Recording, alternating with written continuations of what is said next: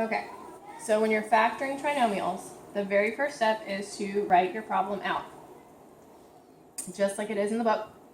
Then you're going to label each term A, B, and C.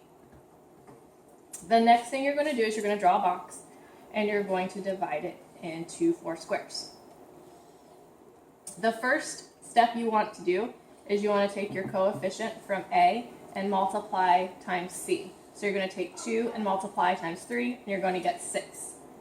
You're going to get a positive 6.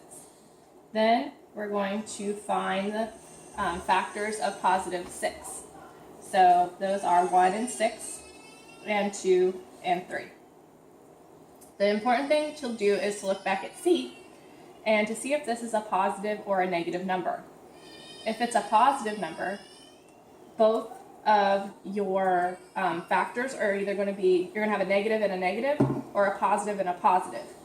If this is negative, then you're going to have a negative and a positive factor.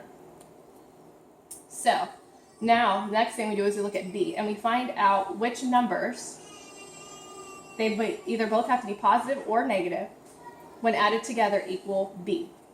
So 6 and 1. A negative 6 and a negative 1 will not equal negative 5, and a positive 6 and a positive 1 will not equal negative 5. A negative 3 and a negative 2 will equal negative 5. So we're going to use 3 and 2. Then we're going to put our A term here, and the C term goes here, always. These can go either place, it doesn't matter. So you're going to have 3x and 2x. Next thing you're going to do is you're going to factor each column and each row. So the factor that both of these have in common, oh, these are negative, by the way. That's very important because I just said that. Anyway, so the common factor here is 1. And since it's touching a negative box, it's going to be a negative 1. The factor,